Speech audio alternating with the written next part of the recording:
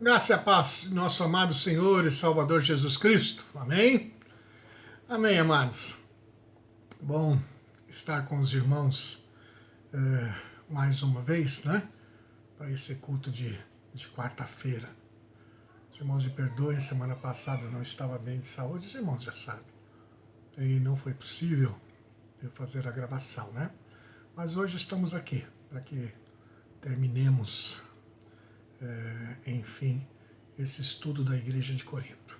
Ainda estou pensando o que nós podemos estudar a semana que vem. Tenho pensado bastante no livro de Tiago. Muito bom, muito bom para ser trabalhado, né? Mas amém, nós vamos estar verificando isso. Eu gostaria que você baixasse a cabeça para nós darmos início à nossa celebração, ao nosso culto de estudo. Baixa a sua cabeça, vamos orar. Pai, nós te louvamos, te agradecemos por mais este dia, por mais esta semana, Pai. Continuamos a interceder pelo nosso país, pelo mundo. Senhor, quantas e quantas pessoas não têm voltado para os seus lares. Que o Senhor tenha misericórdia de nosso país, que o Senhor tenha misericórdia, Pai, dessas famílias que estão perdendo entes queridos. Deus, que sofrimento grande, Pai. Que sofrimento grande. Fortalece, dá graça, sustenta, em nome de Jesus Cristo, Pai. Em nome de Jesus. Amém. Amém, amados. Devagarzinho, nós vamos fazendo aí algumas melhoras aí, né? Não sei se os irmãos perceberam que nós conseguimos. Isso aqui é a luz do sol, estou gravando de manhã. Tá vendo aqui na minha mão? É a luz do sol que está entrando. Irmãos, nós estamos fazendo aí, estou aprendendo ainda a mexer naquele programinha de vídeo, né? Uma benção, hein? Então, se os irmãos notarem, já devem ter notado, é óbvio, já conseguimos colocar o logotipo da igreja, né? Enfim, ele tem bastante opções, mas devagarzinho nós vamos aprendendo, né? Vamos então louvar ao Senhor com um cântico e um depoimento de mais um irmão. Preste bastante atenção.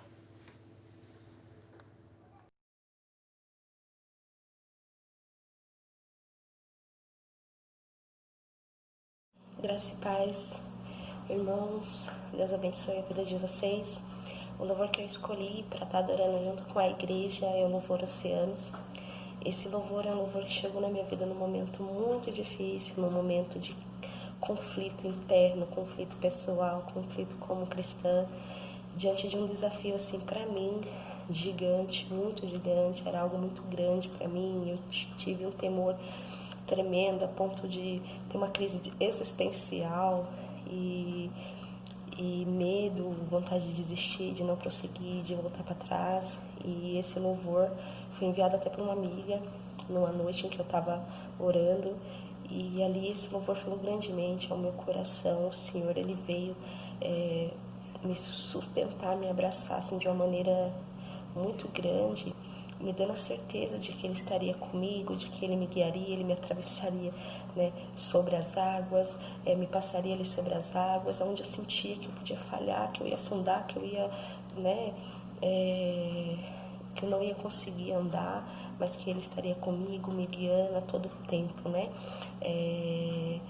E nesse momento foi fortalecida a minha fé, né? Porque eu creio que é nesses momentos que a gente aprende a usar a fé. E foi onde eu aprendi a usar a fé, diante desse desafio tão grande, através de um louvor assim que, às vezes, se você não prestar atenção, parece que não está dizendo nada, mas no fundo está dizendo algo tão profundo, né? Guia-me para que em tudo a gente confie, porque às vezes a fé da gente é tão pequena e a gente não consegue entender, o Senhor está ali. Então, quando a gente simplesmente se rende, deixa o Senhor segurar nas nossas mãos e Ele nos guiar, então a gente realmente descobre como utilizar a fé. Esse louvor, inclusive, ele faz parte da trilha sonora do meu casamento, então toda vez que eu ouço ele, eu lembro do meu casamento, eu lembro desse momento de dificuldade em que o Senhor me ajudou a ultrapassar, É um louvor assim que fala grandemente ao meu coração. Eu espero que fale ao coração dos irmãos.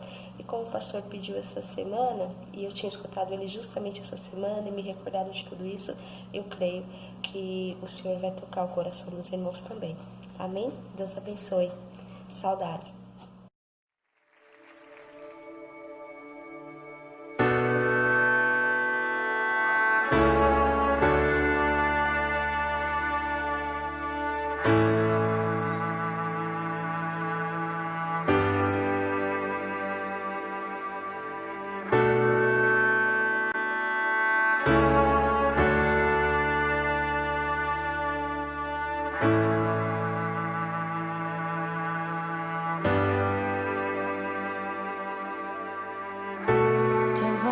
Me chama sobre as águas, onde os meus pés podem falhar,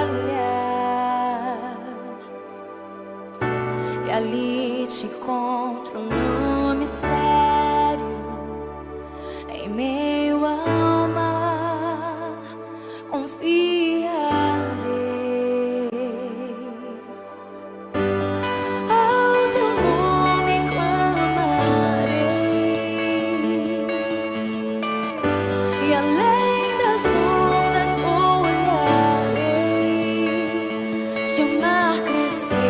Somente em ti descansarei, pois eu sou teu, tu és teu.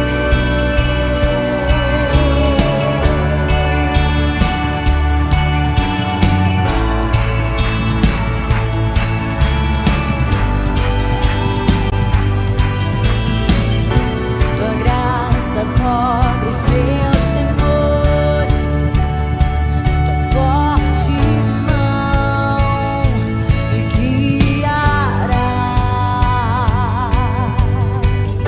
Se estou cercado pelo medo, tu és fiel, nunca vais falhar.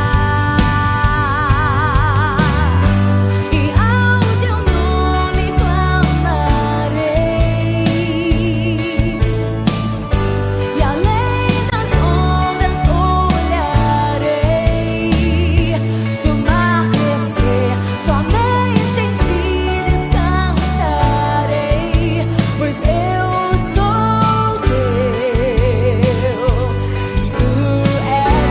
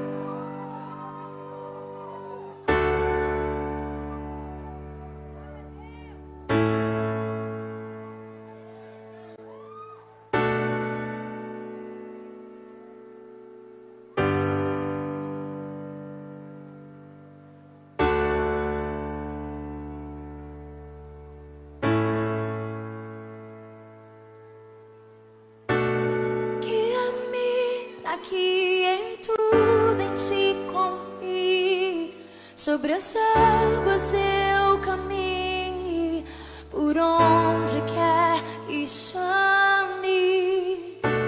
Leva-me mais fundo do que já estive, e minha fé será mais firme, Senhor, em tua presença. Que em tudo em ti confie, sobre as águas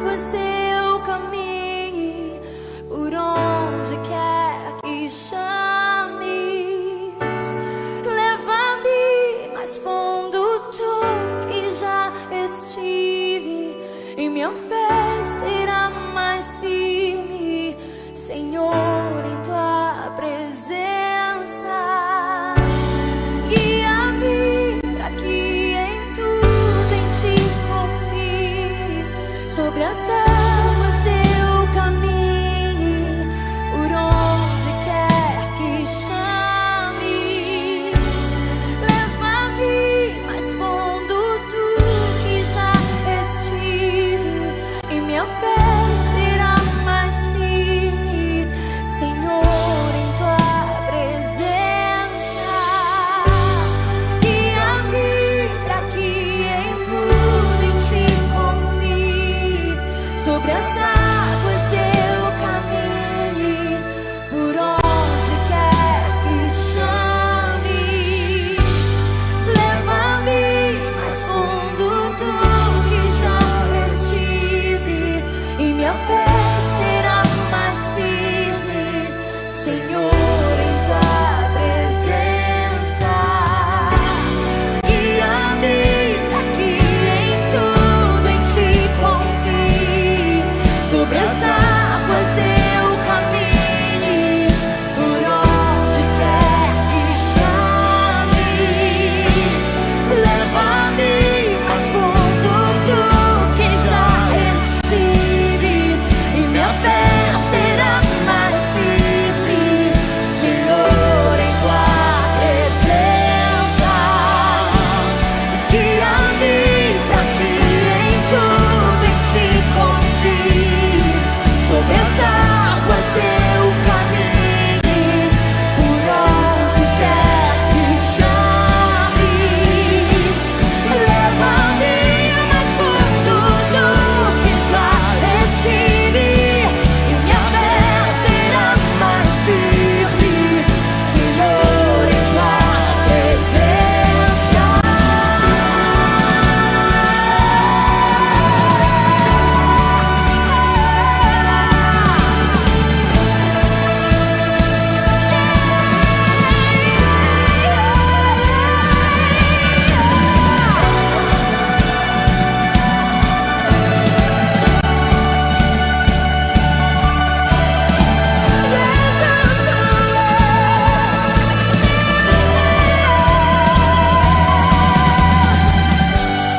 Ao teu nome clamarei, e além das ondas olharei, somente em ti descansarei. Eu sou teu, tu és meu.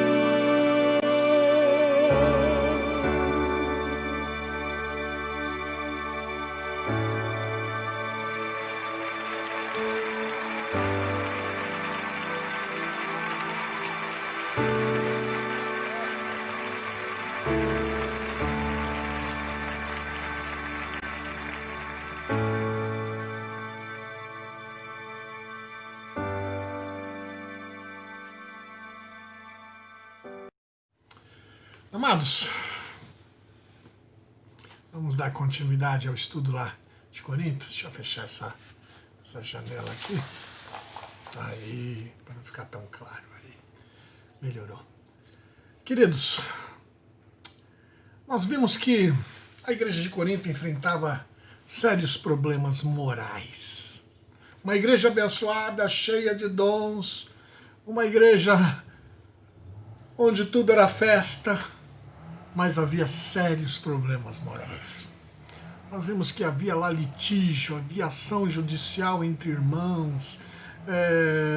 Nós vimos lá que o apóstolo Paulo, ele orienta a igreja, ele diz para a igreja: foge da prostituição, foge da prostituição.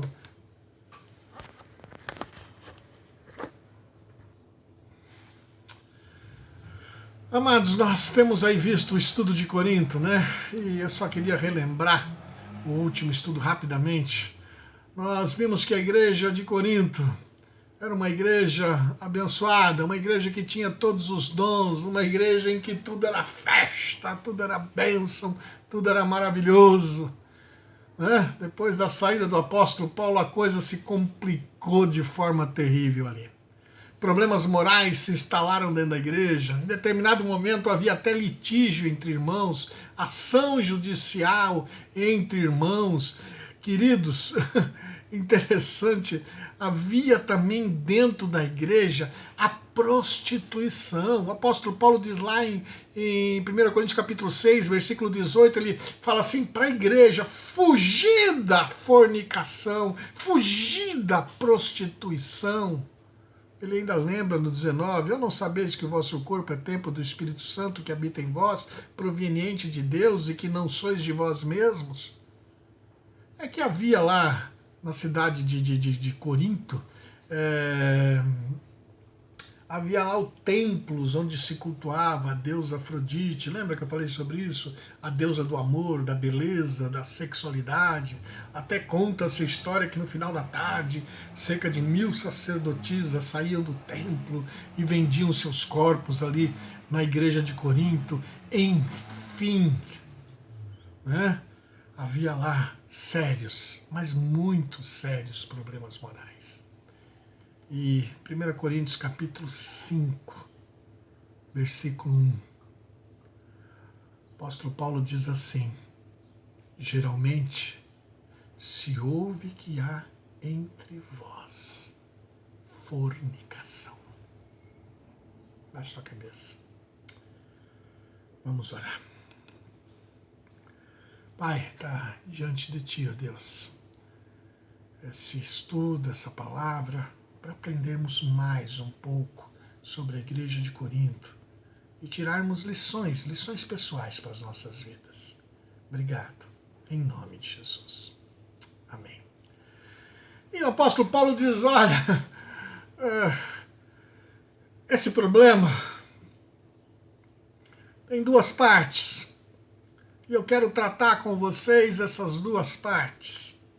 E a primeira parte do problema, Paulo inicia dizendo, é o texto que eu acabei de ler: geralmente se ouve entre vós que há imoralidade. 1 Coríntios capítulo 5, versículo 1. Paulo está dizendo, olha, ouve-se por aí que tem imoralidade dentro da igreja. Depois de dizer, ele especifica, ele diz que imoralidade é esta. Ele fala assim, olha, o pecado que há aí é pecado de incesto.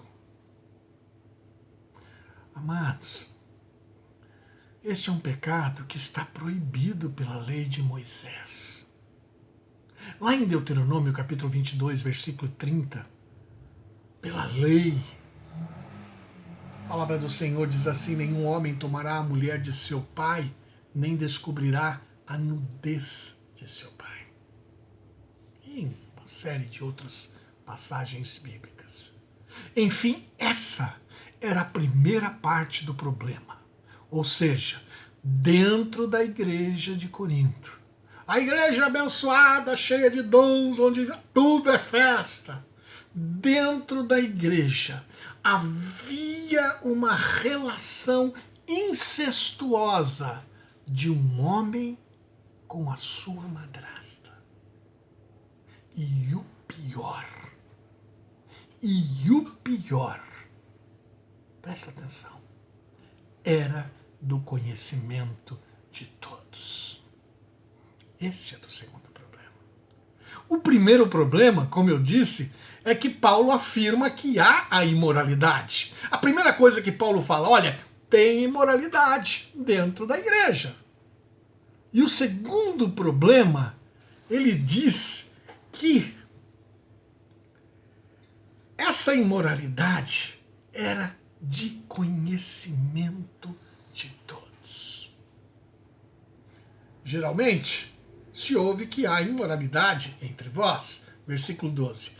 E contudo, andais vós ensoberbecidos, e não chegastes a lamentar, para que fosse tirado do vosso meio quem tamanho ultraje praticou. O apóstolo Paulo é duro na colocação.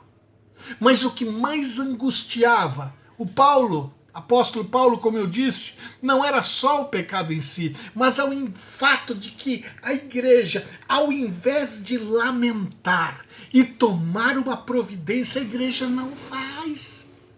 Pelo contrário, a igreja tolera o pecado. A igreja de Corinto estava tolerando o pecado dentro dela. Hoje em dia, amados, nós estamos construindo igrejas que toleram o pecado, que toleram o erro em suas fileiras. Estamos construindo igrejas que toleram o pecado e toleram o erro dentro de suas fileiras. Amados, o pecado, o erro dentro da igreja traz dor, traz vergonha ao corpo de Cristo. Está me entendendo? Estão brincando com o Evangelho. Perderam a seriedade. Veja bem, a julgar pelo que Paulo diz, aquele homem, ele não se arrependeu.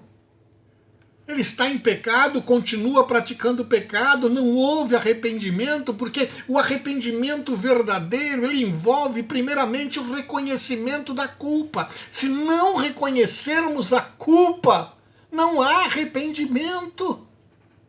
E o arrependimento verdadeiro, ele envolve o reconhecimento da culpa, o abandono da prática pecaminosa. Reconheci a culpa, sim, estou errado. O abandono da prática do pecado. A confissão e a mudança de mente. Metanoia. Metanoia. Mudança de mente. O rei Davi. Davi comete pecado de adultério com Betsabá. Numa época em que os reis deveriam estar indo para a guerra, estar lutando, Davi está lá no palácio. E ele, quando ele se dirige ali a uma sacada, ele olha e vê quem? Betsabá tomando banho.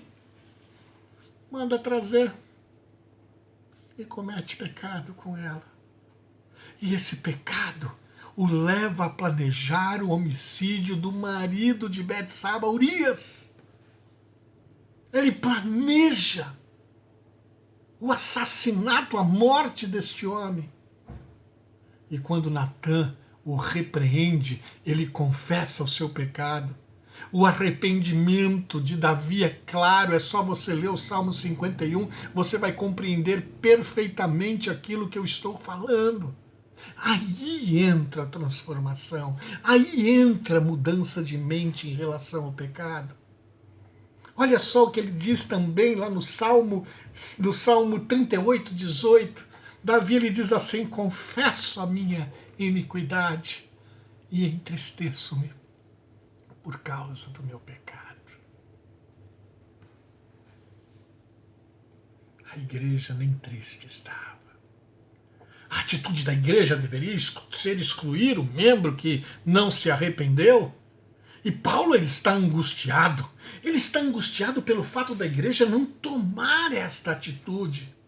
A igreja não toma atitude para zelar pela vida, pela pureza da igreja, pelo nome de Cristo e pelo próprio pecador em si. Ao contrário, a igreja estava ensoberbecida, toda empavonada, envaidecida, cheia dos dons espirituais. Os membros estavam orgulhosos de constituírem uma igreja carismática, simpática, sorridente, que recebe as pessoas, que prega aquilo que as pessoas querem ouvir e não o que precisam ouvir. A famosa igreja venha da forma que estão e fique do jeito que estão. Amados, presta bem atenção no que eu vou falar para você. Evangelho é transformação de vida. Evangelho é a transformação de vida. É um trabalho pessoal, cuidadoso. Não é no atacar pecado como muitos fazem. E é por isso que muitos envergonham o Evangelho. Joga todo mundo dentro de uma piscina. Não é assim que funciona. Porque quando o lençol cai, mensagem de domingo, mostra-se as vergonhas. Meu Deus! Estamos construindo dentro da igreja uma fábrica de convencidos. As pessoas são convencidas a ir para o Evangelho.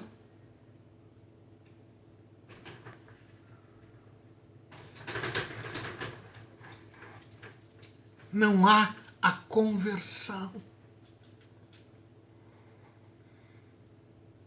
Há o convencimento dentro de muitas das nossas igrejas. Uma coisa é certa. Paulo entendia que a atitude da igreja não estava correta. Paulo estava preocupado. Quando ele soube pelos da família de Cloé, ele fica chocado com o que estava acontecendo. Afinal de contas, não foi essa igreja que ele implantou, não foi essa igreja que ele trabalhou. Foram 1 ano e 6 meses ali no meio daquela igreja, trabalhando, orientando. E ela, a igreja, diante do que estava acontecendo, assume uma postura oposta. A igreja festiva, culto alegre, ninguém se preocupava com o problema. Ninguém se preocupava com o problema. E de novo, irmãos, como é triste saber que está cheio de igrejas assim, cheia de igreja onde a fofoca prevalece e corre solta, onde há brigas cadeiradas, discussões, encrencas, diz-que-me-diz-que, desvio de recursos financeiros para só de alguns. Pecados em todos os níveis. E a igreja fazendo festa. Vamos comer, vamos fazer festa. Viva! Joga confete pro alto. E a festa está lá. Paulo estava angustiado por ver um membro vivendo em pecado e por constatar uma igreja tolerante que convivia com o problema sem nenhuma dificuldade. Paulo parece tão atribulado que depois de apresentar o problema, ele logo dá uma solução. Isso talvez por causa do grande amor que ele tinha por aquela igreja. Talvez por causa do grande amor. Ele apresenta o problema e dá uma solução. Do versículo 3 até o 5 de 1 Coríntios, capítulo 5, Paulo diz o que vai fazer. E ele fala como apóstolo de Jesus, com autoridade. Ele começa dizendo: já sentenciei. Terminamos ainda essa semana. Baixe sua cabeça. Vamos orar. Deus está diante de ti, ó Deus, mais este estudo. Que Ele venha abrir a nossa mente, o nosso coração. Eu entendo que todas as igrejas têm os seus problemas, têm lutas. Não é fácil, o mundo tem escancarado diante de nós tanta prostituição, tanto pecado. O mundo tem escancarado diante dos nossos olhos. Mas Deus, em nome de Jesus Cristo, abre a mente e coração para que venhamos ser a igreja que não tolera isto. Abre a nossa mente e coração para sermos corretos, sérios, diante do Senhor e da sua palavra. Obrigado, Pai, em nome de Jesus. Amém. Amém, amados. Eu ia desligar, mas tenho que dizer para você obrigado. Obrigado por estar ouvindo as mensagens. E eu espero que o Senhor tenha falado ao seu coração. Que Deus possa te abençoar grandemente. E creio que essa semana ainda termino, para que a semana que vem possamos entrar num outro estudo. Obrigado mais uma vez, amados. Que a graça e a paz de nosso Senhor Jesus Cristo esteja com cada um.